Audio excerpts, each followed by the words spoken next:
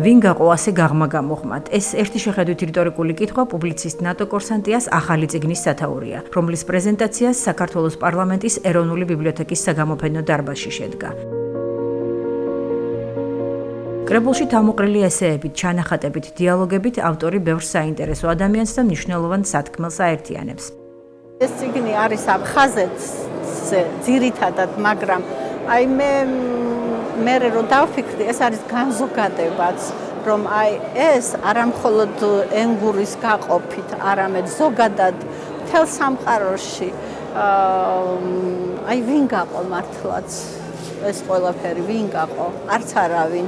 და ამიტომაც ეს წიგნის სათაურში დასმული კითხვა ეს არის რიტორიკული, რომლის პასუხს, კონკრეტულ პასუხსაც იპოვიან წიგნში მკითხველები, თუმცა თითოეულმა ჩვენგანმა იქ ნაპოვნი პასუხის გარეშეც იცის, რომ ეს ფასეულობები მუდმივია, მარადიულია და არ იცვლება.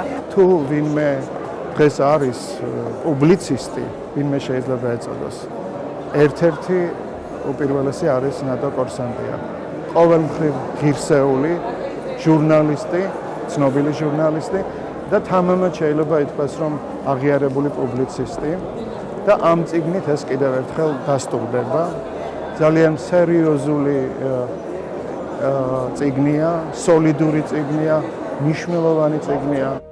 ნატო კორსანტიას აფხაზეთის ომამდელი და ომის შემდგომი პუბლიკაციები სიკეთით, სიყვარულითა და მეგობრობის იდეითაა გამსჭვალული და ავტორის სულიერ განწყობას გამოხატავს. ერთ მნიშვნელოვნად აღნიშნავდნენ გამომსვლელები. თავისი პროფესიით, რა თქმა უნდა, ის პუბლიცისტია, ჟურნალისტია, მაგრამ ამის გარდა მასში არის საოცარი ადამიანური რამ, რაცაც ბევრი შენიშვნას, ვისაც ქონია მასთან ურთიერთობა. პირველ რიგში ეგ არის, რა თქმა უნდა, აფხაზეთი. ამ პირველ რიგში აფხაზეთობაში არის მისი მშობლიური გალი. ის არის ერთ-ერთი გამორჩეული პუბლიცისტი, ჟურნალისტი თანამედროვე პირობებში და მადლობა მას იმისათვის, თუ როგორ ატარებს იმ სიყვარულს, შენახულს, შეფუთულს, რომელსაც არაფერი არ ასე ვთქვათ ემუქრება. მადლობა მას ამისათვის. ნატო კორსანტია ჩემთვის ეს იშვიათი შემთხვევა, როცა სრულად გულწრფელად შემიძლია მოგახსენოთ, რომ იყო არა მარტო უფროსი, არა მარტო თანამშრომელი, არამედ ნამდვილად უფროსი მეგობარი და მე ნატოს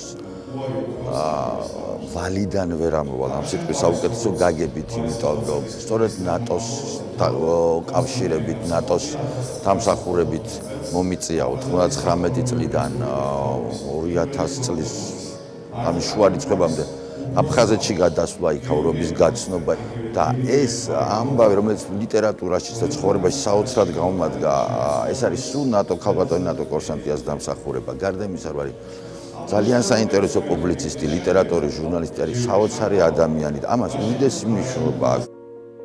წიგნი ავტორის რიგით მერვე გამოცემაა. პუბლიკაციები სხვადასხვა დროს გამოქვეყნდა გაზეთებში ახალგაზრდა ივერიელი, თბილისი, დილის გაზეთი, ლიტერატურული საქართველო, ჩემი აფხაზეთი. ამ ნაშრომით ნატო კორსანტიამ თავისი ჩანაფიქრი მკითხველამდე მიეტანა სათქმელი ნამდვილად შეძლო. გვჯერა, რომ მოკლე დროში წიგნი გასაგები და მისაღები გახდება გაღმა-გამოღმა ნაპირებისთვისაც.